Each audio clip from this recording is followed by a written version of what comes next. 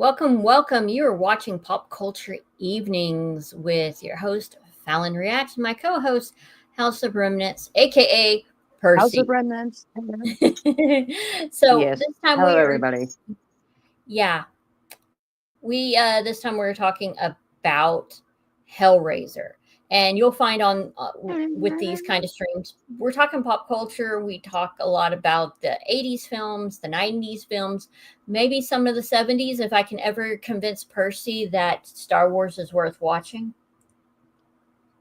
I never said it wasn't worth watching. It's just that I just couldn't get into it You're such at a the Trekkie. time. You're such a Trekkie. Let's be real. Let's be real. Yes. Shatner He's is dead. better than Mark Hamill. I won't debate that. It's true. He is 100% better. But that is not the topic of discussion. It is Hellraiser. And I believe this movie came out in 1989? It was like the end of the 80s. Is marked by Hellraiser. The first one. The second one came out in the early 90s. But yeah, let's talk about the first one, the one that basically started the whole franchise. And I didn't watch this movie till I was in my 40s. Percy introduced it to me, and I thought it was With good. It Yes. was good. Yes. I would mainly made you watch it because I'm like, you gotta see the practical effects in this. And practical effects are pretty much dead in the modern era of television, which is wild. The fact that everything is like there used to be whole schools dedicated to the art of doing practical effects in movies. Absolutely. I won't disagree with that. But now it's like you don't see anybody use practical effects really anymore. Unless they're like doing fan films. Does, thank goodness. That's true. That's true. It's like you Yes. find very few people using it. Very few. And it's mostly people, if they are in the industry, they have been making films for a very long time, which is the sad part. Yeah. And I thought it was really interesting on how they set up this story. Because isn't the first part of is it the first movie or the second movie? They actually show Pinhead's origin story. Is it the second one? It's the second one. Yes. First one is the beginning evil of the uncle. second one. It opens up with. Yes, first one is the evil uncle. Yes. Mm-hmm. Yeah, we'll get to Pinhead's Who origin is played story. By Doug Bradley. Yes. And yes, that man is a very good actor. It's like he's not just playing horror characters, but sometimes it's questionable because I can't remember what the show was. He played a serial killer, but he was a very brilliant one, and that is terrifying. Oh yeah, the man's got range. He can play a very dramatic villain. Yes, and I used to own several like really obscure films he was in. Well, obscure to people that may not be in the horror genre of films, right? Or fans of the horror genre as much. What kind of roles did he play? One, he played an evil teacher, I believe. This sounds like he likes playing bad guys. And that movie was terrifying. Oh, I bet. It was. Oh man, that movie gave me chills, but it was a good one. Wish I could remember the name of it. I'm bad with names. Unless it's an actor that you 100% respect, then it's been burned into your brain. Oh yeah. It's like, yes, it's been embossed in my brain for eternity. It's part of its matrix now. Hey, I am not judging on that. That's actually really, really cool. Right. But yeah, it's like we're Going going to into talk, the matrix of the mind for a community. but we actually in the first movie we get introduced to the basically the protagonist of the entire series, because she's in the actress that Yes. played the final girl. I cannot remember her Yes. name for the life of me. Kirsty. Kirsty, yeah. Kirsty. And she is the main protagonist of the series. There's a couple of movies she's not in, but Mm, is there yes. really a Hellraiser movie Um. without her and Pinhead? Maybe I'm trying to remember if not Judgment, the one that explained the story of the cursed family that made the puzzle box in the first place. Uh-huh. Um, that was a different.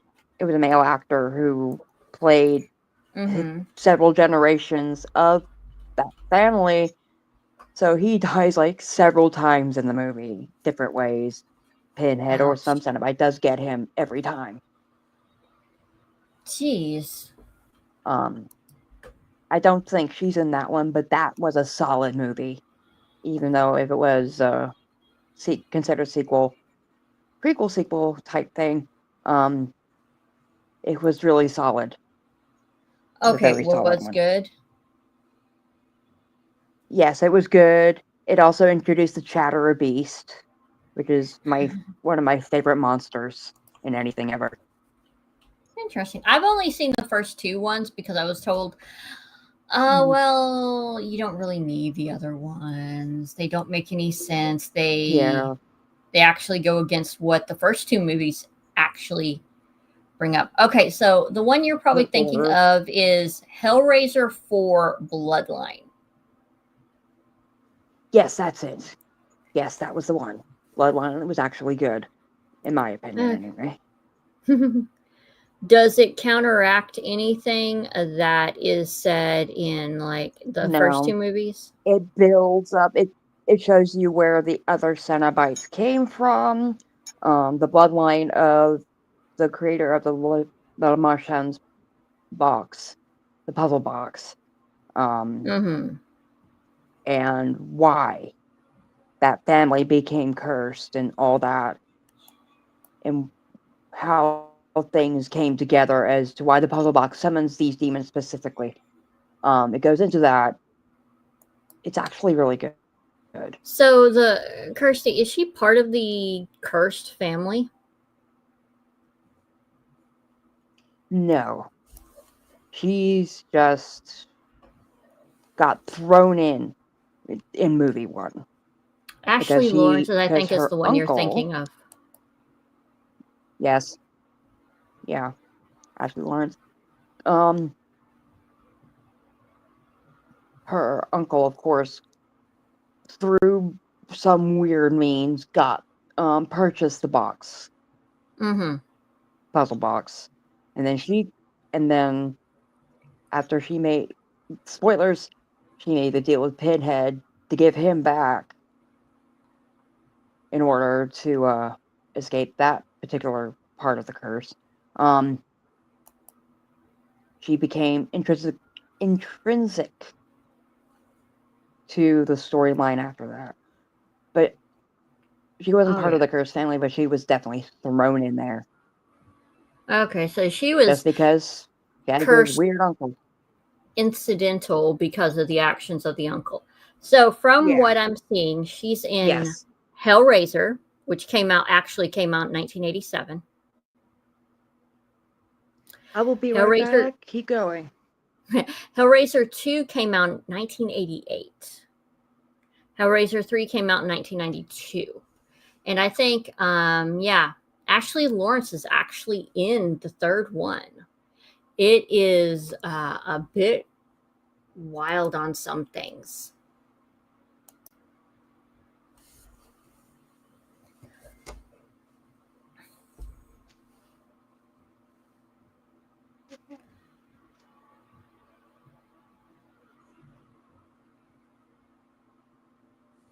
Alrighty. But yeah, I was just mentioning about how the first two movies were filmed. I'm guessing one right after the other. One came out in 87, the other Yeah. one came out in 88. Three came out in Mm-hmm. 1992. That explains a few things. Hellraiser Hellseeker came out in 2002. Mm-hmm. I don't know what that is about.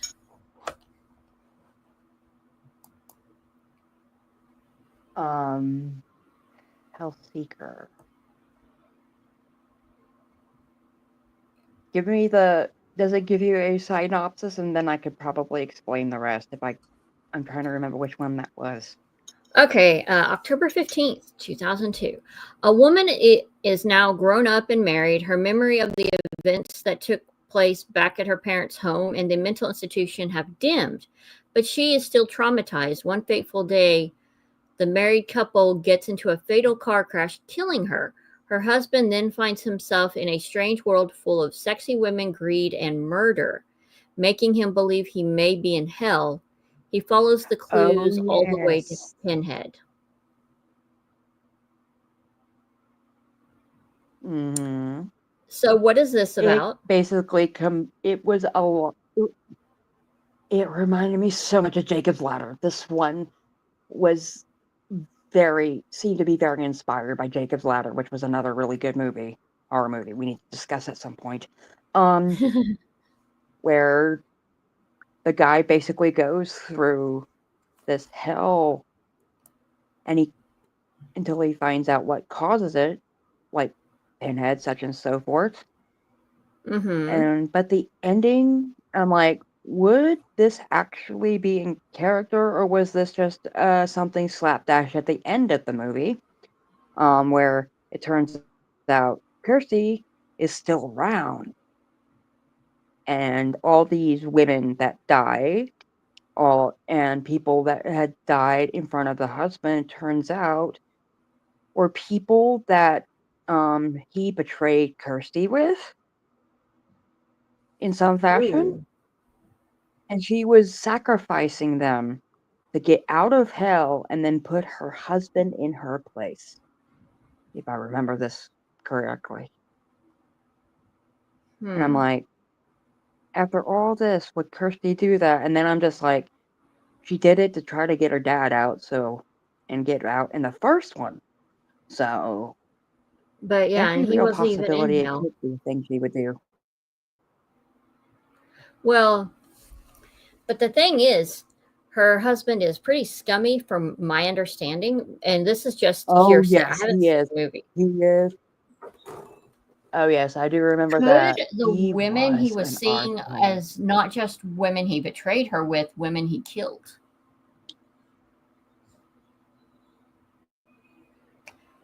Mm-hmm. Sort of a Silent Hill kind of situation. Silent Hill, Jacob's Ladder, yes, very much with that. Though Silent Hill 2, which would have been very flavored with this, only had come out in 2001. I do believe Jeez. Silent Hill 2 came out originally. So So around that the same wasn't very time. long before this movie came out. Okay, so there was a sequel to Hellseeker, and it's called Deader.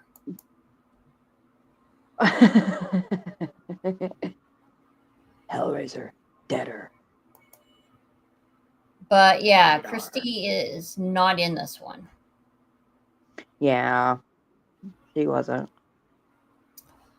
Okay, it says Amy Klein, a reporter, is in London to investigate cases of drug addiction for her newspaper.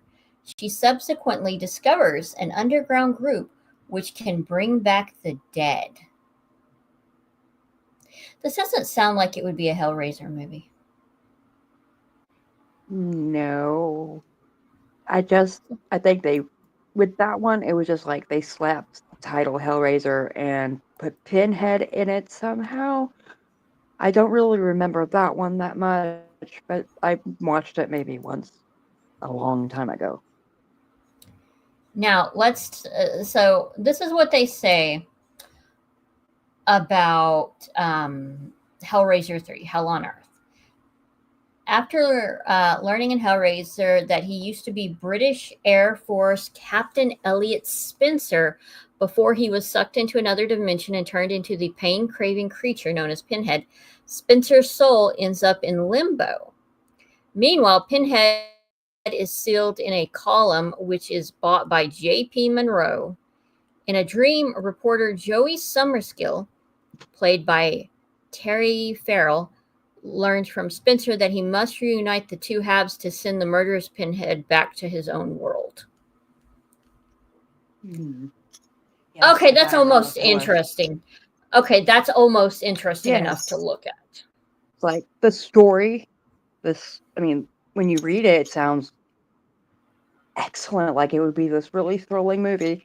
But then you remember it was the early 90s. 1992, actually, I believe. So, I yeah. was turning 8 that year. You know what it would probably be better as? Just books. Horror books. Right.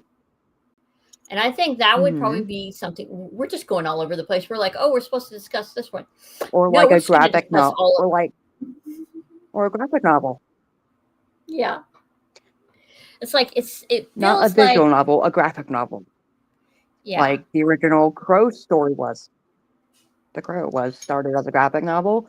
This series would do well, especially the ones where the movies might not have been as good, would do great in that format. I don't disagree with that. They might actually do really, really well overall. Mm-hmm. And it's interesting that, like, as a kid, there's no way I could have appreciated this. I was a Disney princess fan. Mm-hmm. So I definitely would have been the last person you would count on to be into this kind of thing. Oh, yeah. And then we have me with my biological father with all his issues. Bless him. Mm. I was raised on horror movies. Even though I was way too young to watch them, of course, I was like 3, 4. My first horror movie that I remember was A Company of Wolves, when Stephen Wright was tearing off his face to transform. That was my first remembrance of a horror movie, was that scene. Right. But, yes, I remember Uncle Pinhead and Uncle Freddy, as my dad would say. He was like, time to go visit Uncle Pinhead, and that's when he wanted to watch Hellraiser with me.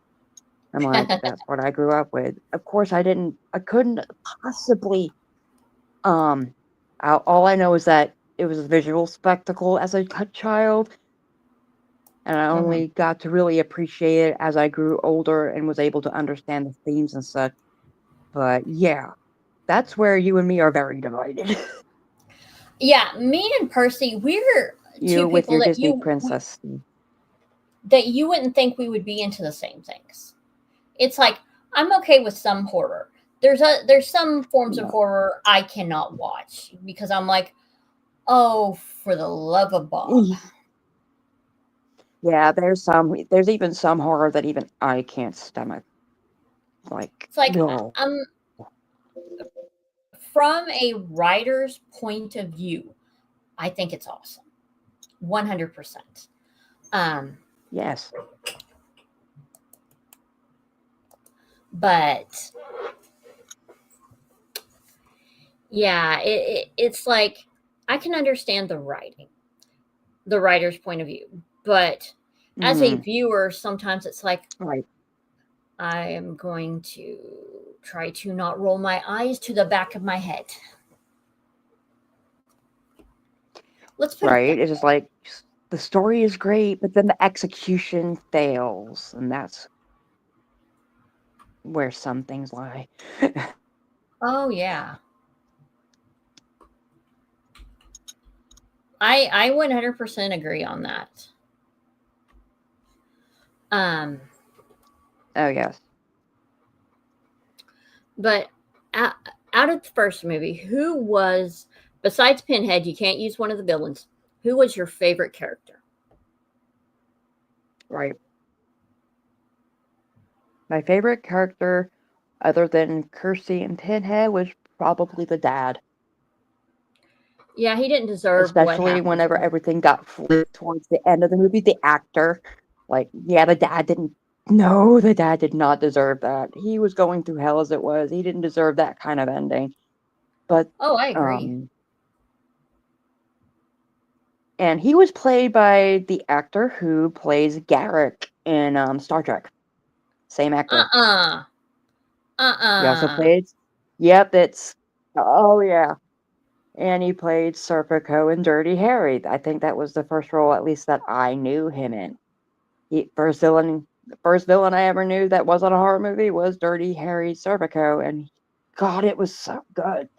And I remember his first name is Andrew, and I am so sorry that I cannot remember the last name because I am bad with last names specifically. But Hey, I don't see anything wrong with that. yes.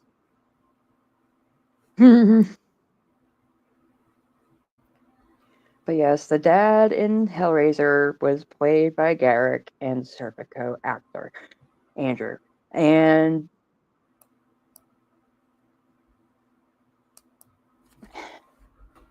now I've lost my train of thought. You go ahead. Oh no, I lose my train of thought all the time. But yeah, it's like they had a really given the time, and I don't think they tried to get the best of the best cast for this. I think Mm-mm. when it started, it was like, hmm, Mostly unknowns. hmm. Well, at least Yes, mostly unknowns in American audience, except for Claire Higgins. Oh boy. I was so happy she was in that movie. She was great. she Great played the actress. stepmom, didn't she? Yes. In the first and the second movie. Okay, okay. And she did a great job. Oh, yes.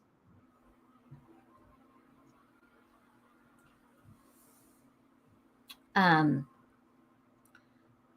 I was like, I hated her. I hated that character so much. So she did a good job. She's Yes. very good at playing a villain. And you know what's Oh, yeah. funny is she was in Doctor Who. Oh, yeah. When I saw her, I was like, how'd the ant get here? She was a Time Lord the whole time. That That was my explains it. that That explains it, explains a lot of things. She was a Time Lord. right?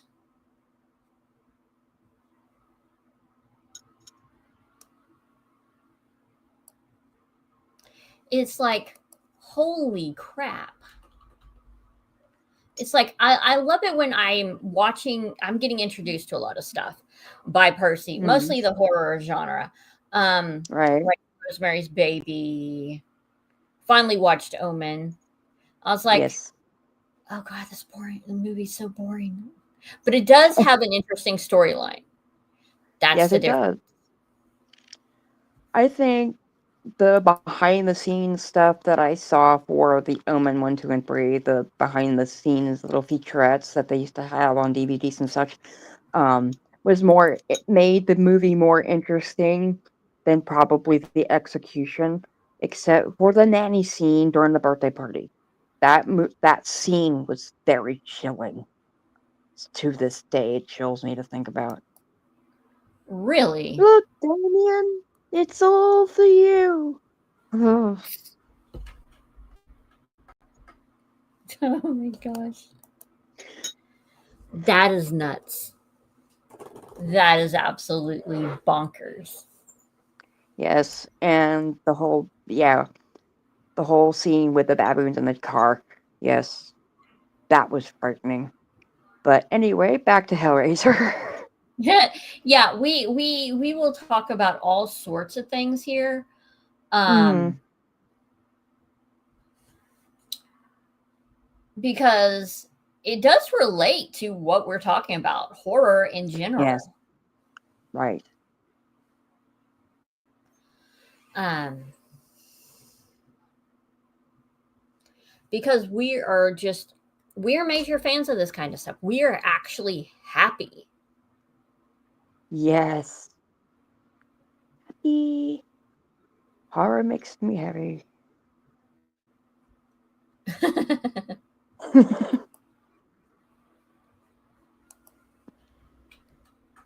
Which leads to one of my favorite tropes of, oh, this is innocent, and then suddenly it's not.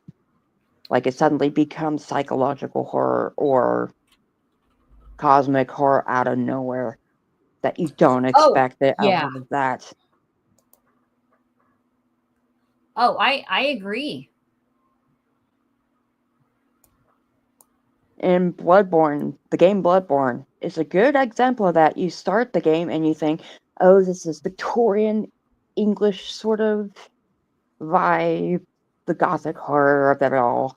And then suddenly you see this eldritch abomination hanging from a church tower and going, oh, this is where we're going today.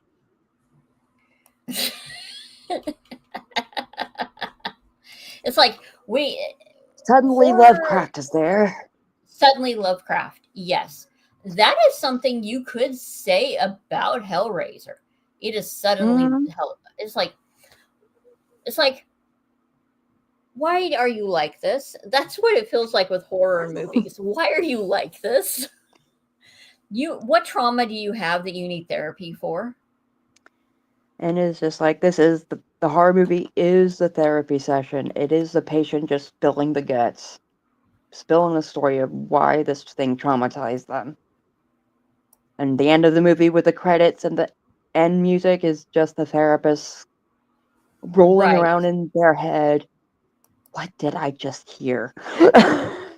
Oh yeah, it is horrific. It is absolutely horrific, and it's like watching Hellraiser the first time, and I hadn't been spoiled about the movie, not at all. I didn't know what was coming, which was great. You don't get that anymore with movies, like at Right. all. And I absolutely adore that you get to like experience something new. There is something about that experience that it's like trying to watch any movie in the theater, you're going to be spoiled before you even get in there. But you go back and watch an older movie Right. like Hellraiser, unless you actually do research, you are actually not going to know a single thing that's going on. Not a single thing. Like, how many movies in this day have you seen, Percy, that you didn't get completely spoiled by?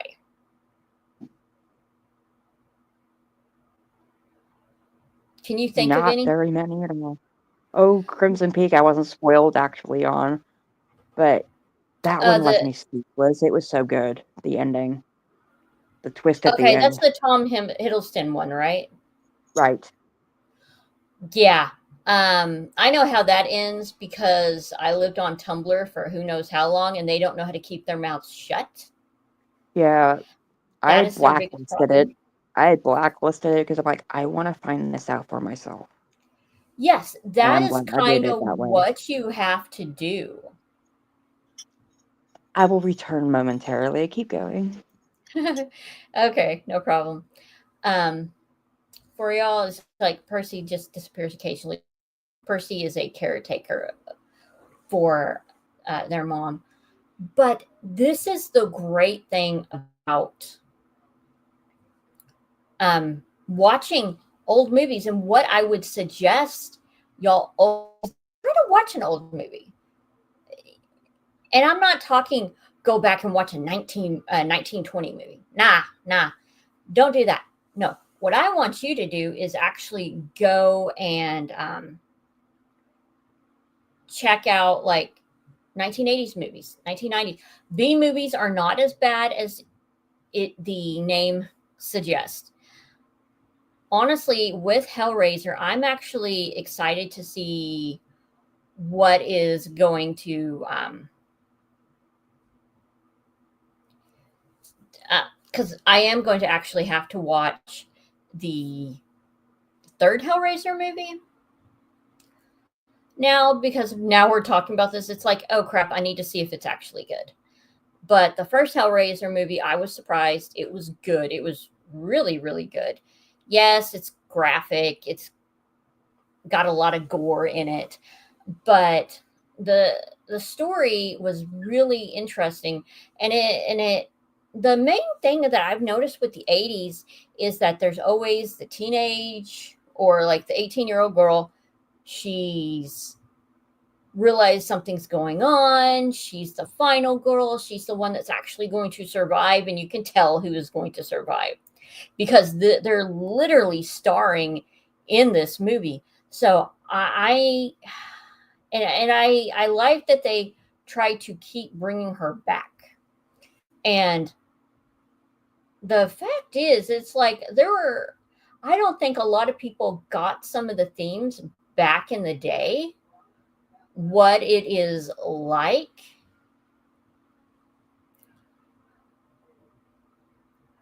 the themes they were introducing. Nobody would have thought about that. It's kind of like the same thing with music. When you're listening to a song, you're not thinking about the lyrics, you're not deep diving. But as you get older, you're going to deep dive and actually listen to what the song is saying. And it's like, how did I not know what Spin Me Round Right Round Like a Record was about? It's like, I'm like, that was a song that parents used to put their kids to sleep to. I'm not going to say what it actually was about, because I might get kicked off YouTube. So, yeah, it is wild. Um, and I'm honestly curious. And if anybody that's watching wants to comment, feel free. Is there anything about this, any of the franchise movies that was good to you? Because I would absolutely, positively love to hear from y'all. Um, Whenever Percy gets back, I'm sure Percy has some things to say about Hellraiser because that's what this whole conversation is about. And one major thing, I got creeped out by the uncle. Like, seriously creeped out. It's like, ew, this is gross. This is absolutely disgusting. Um,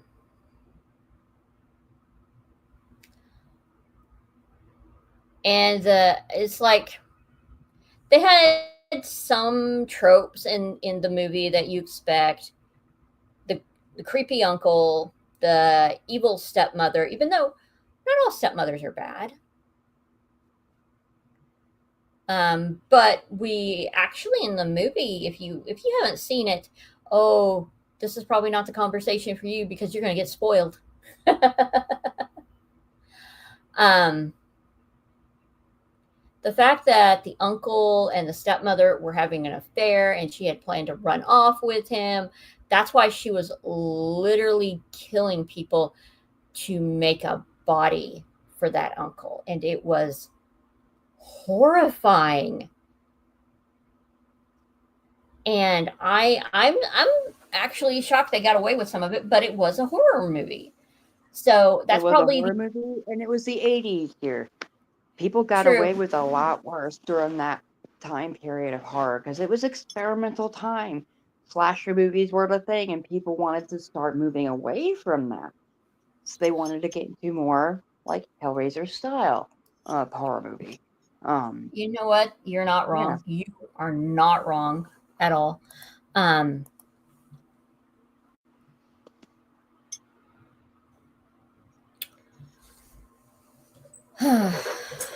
it's like, what was the worst part about that movie? If you actually think about it, what was the worst part of Hellraiser 1?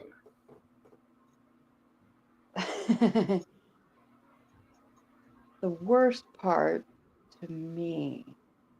Mm-hmm. I think, was that just how desperate everybody turned out to be. That the stepmother was so desperate to have the uncle back, the love of her, apparently the real love of her life, back.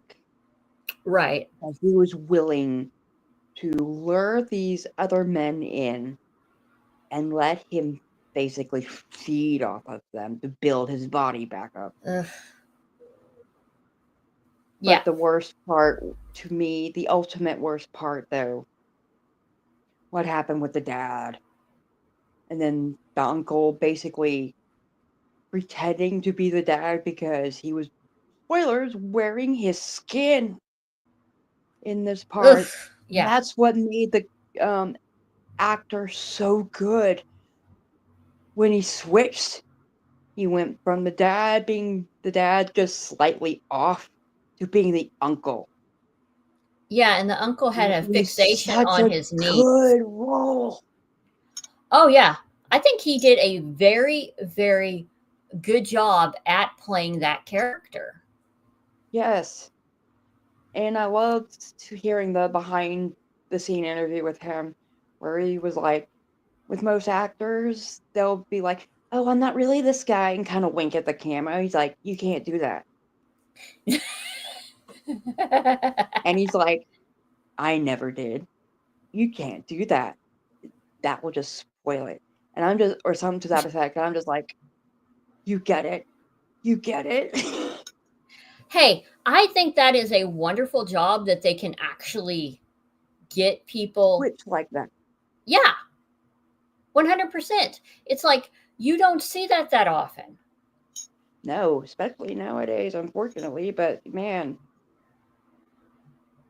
the acting chops for that movie for the 80s Yeah. was phenomenal. Oh, I absolutely agree. It's you. And another good thing that I love also was the author of The Hellbound Heart, which was the basis for Hellraiser, was the one who also directed and did the movie, Clive Barker. Oh, that's good.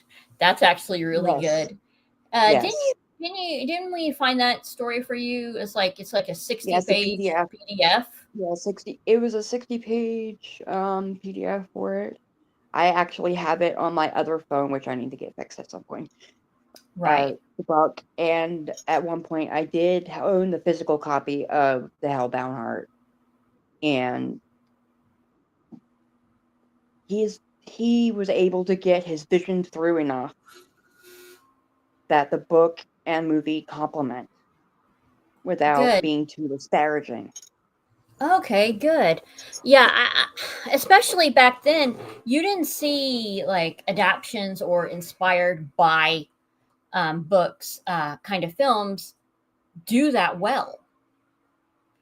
Um, In my recent memory, Hellraiser 1 was definitely one of the best adaptations from a novel, or even if it was a short novel, um, that I'd ever seen.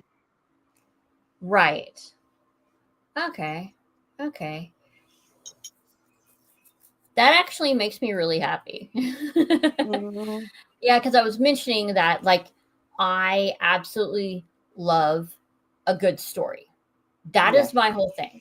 Percy will tell you, I complain, I rant when characterization is not consistent. You need Right. consistency for your stories.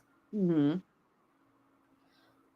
Prime example, it's like I've complained about various TV shows and whatnot, and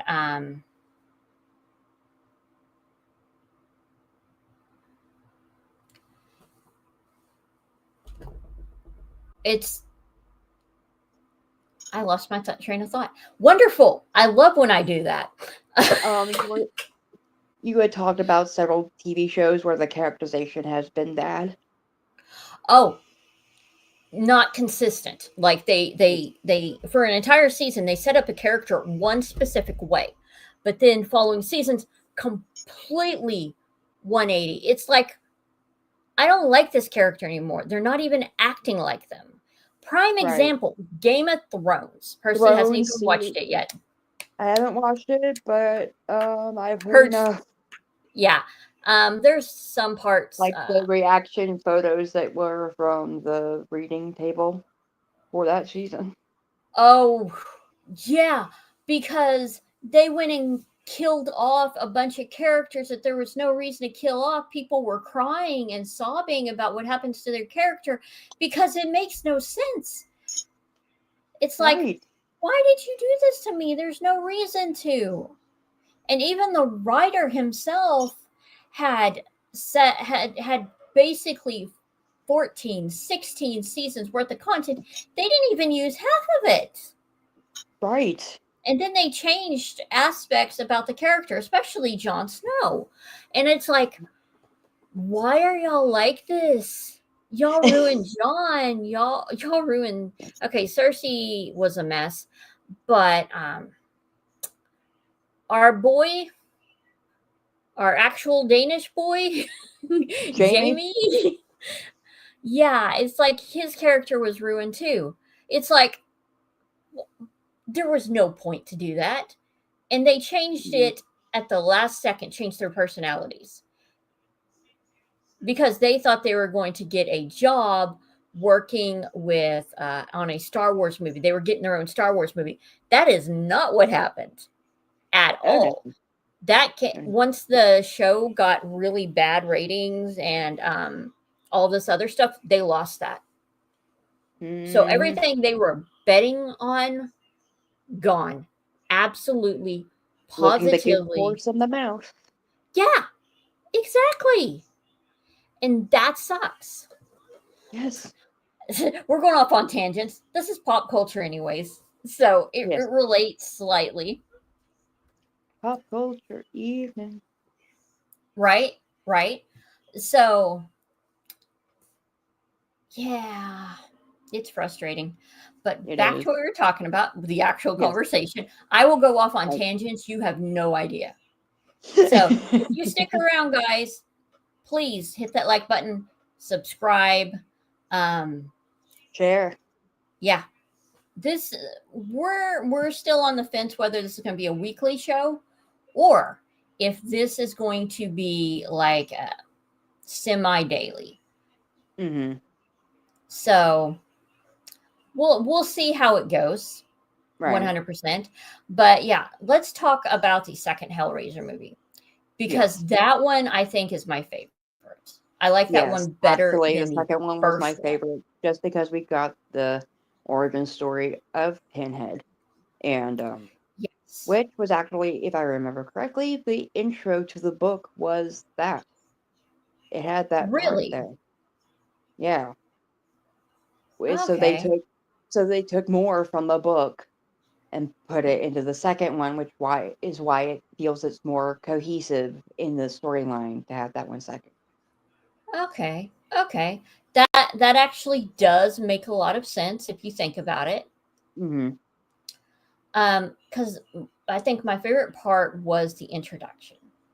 Yes. Yeah, Pinhead, who he used to be. Mm-hmm. And each one of them, that's the fact that once they were free of what they were, the amount of guilt they had experienced in that moment was horrific at the end of the movie. Yes.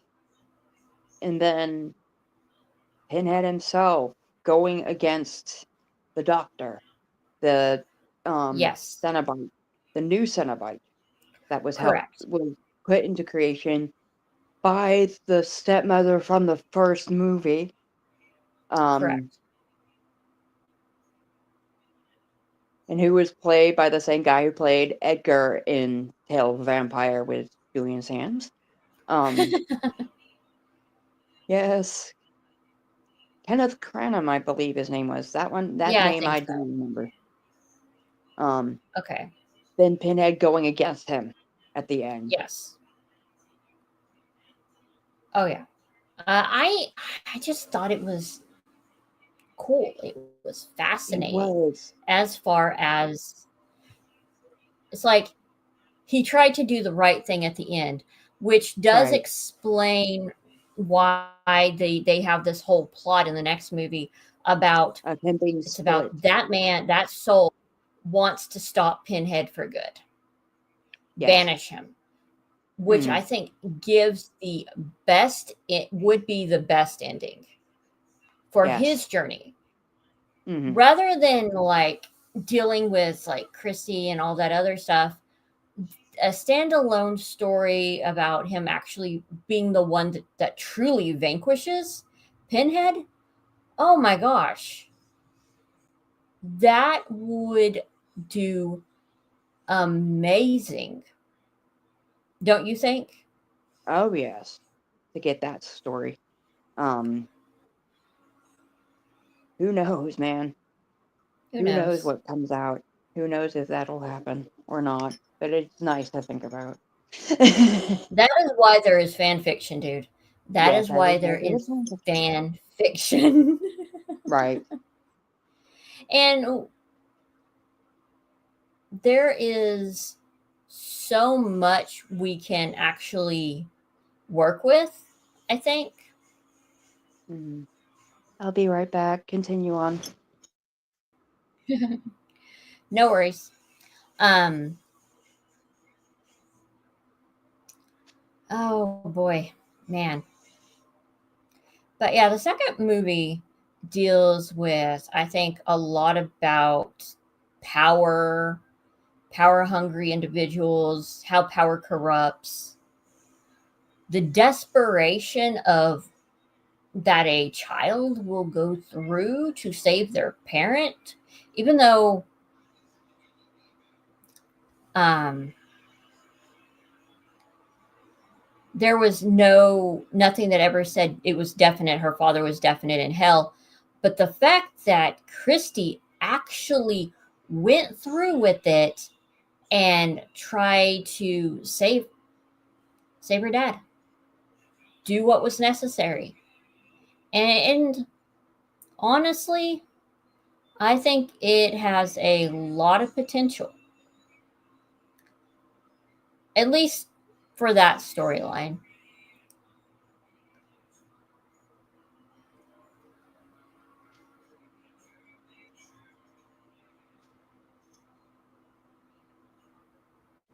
And I have returned. Oh yeah, I was mentioning about how the second movie had a lot of Mhm. potential, especially with the storylines that they were exploring about power corrupting, what Right. a child is actually willing to do in order to protect their family, Right. to fight and die, to get go into the depths of hell to save their family. Right. Because would you go into the depths of hell to save your family? Without question.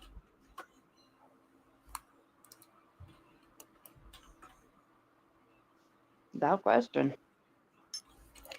And I think a lot of kids would, but not all would. Hmm. Uh, Depends on their situation, of course. yeah, and and it was very traumatic, and it's like it's understandable why they didn't believe her because who Hmm. would in that situation? Somebody starts Right. saying that some monsters came and killed her family and was wearing her Father's uncle was wearing her skin. father's Father's skin. skin. Ugh. Which there was a nod to that at the end of the second movie, if you remember. Oh, are you talking about when she wore her stepmother's?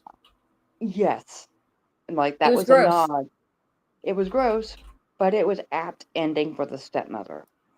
Like you yeah, you get what you give, man. Oh yeah, and the fact is that I like that the stepmother got her comeuppance. Yes. Another fantastic role for Miss Higgins there. Oh yeah, I agree. She really worked that role, and I loved and hated that character, but I loved and hated her even more in this after the second one. It's like I think anyone that watched the movies probably hated that character with a blind passion. it's not that we love to At least hate, in but my it was a opinion. great role. That's the word I was looking for. Great role. I agree. You can. I think anyone and everyone would love Mm, and hate,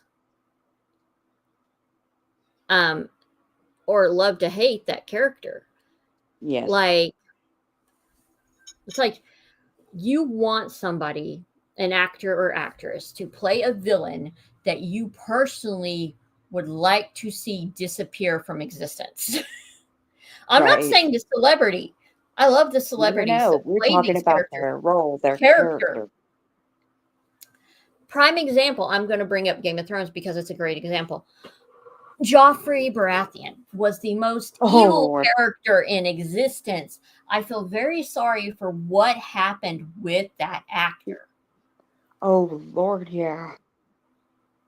And he's been slowly returning to acting, but he does stage, which I think Yes. that is a safe bet for Oh yeah. him rather Hmm. than millions of people watching. Right. But yeah, did you know he was in one of the early Batman movies? I think it's the Nolan North ones. The Dark. I Uh-huh. don't think it was the Dark Knight. I think it was the first one, Batman Begins. Yes. He actually played a little kid in that one. Oh, I remember now. Yes, that was him. Yes, I always thought that was really, really cool and nifty. Was. It's like, wait a second, I know this actor because I didn't get into Game of Thrones until it was halfway through it was in its golden age. Um, but there were some parts that I would fast forward out of because I was not going to watch the sex scenes or the assault scenes. Hmm. And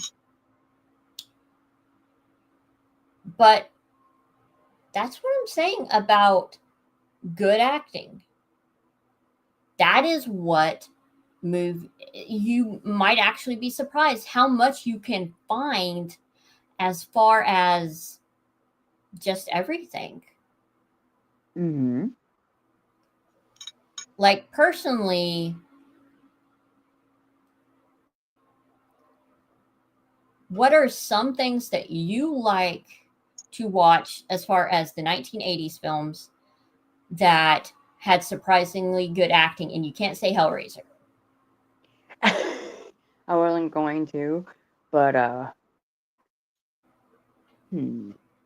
Great acting for the 80s. Time Bandits. Top Gun. Oh yes, Top Gun was another. Let's Yeah. see here. Labyrinth. Oh, I still watch Labyrinth. That movie is great. It is. I mean, but if you look at it from that perspective of the 80s and that particular genre, Yeah. movies that good in that genre, in that Yeah, it's like time, are rare. you do not, what the audacity of being that good back then.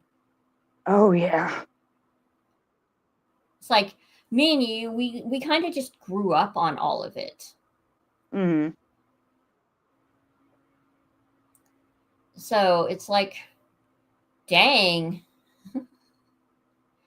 And Hellraiser is just the same. It's like you have the audacity to be this good of a movie, and you were made in the late 80s. How Bravo. rude. Yes, bravo. Clappy hands. Golf clap. Yeah. And let's be real. Both of us are probably going to be, I don't know if we're going to watch it tonight, but some point we are going to this week going to watch that third one, and I may have to just start making reviews of these old movies Right. because these are actually really good movies. And Oh, the yeah. best part is there is not people spoiling every little bit for you. Right. And you could go into full analysis. Hmm. Like, what would be the 3 themes you take away from the first Hellraiser movie?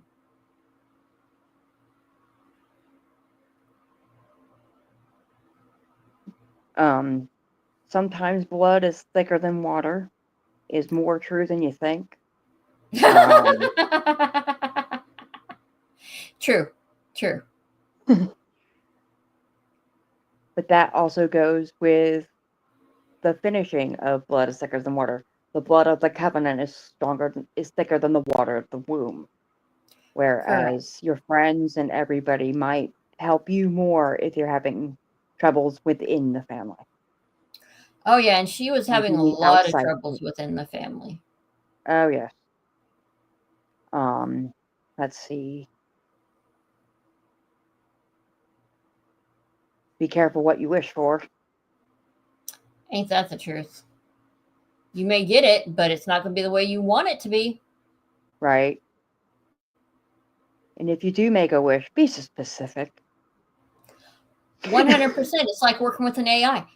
Just because you say, oh, I want to make $1 million, you made that way too generalized. That's going to be Right. cursed. Like, yeah, $1 million. Monopoly money is what you get. You weren't specifically about what type of dollars you were talking about. Right.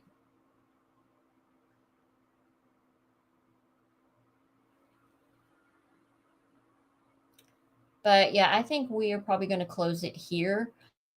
Oh yeah. Because these are going to be regular shows. We're still on the fence of what we'll probably talk about because we have talked about Warlock, we talked about Hellraiser.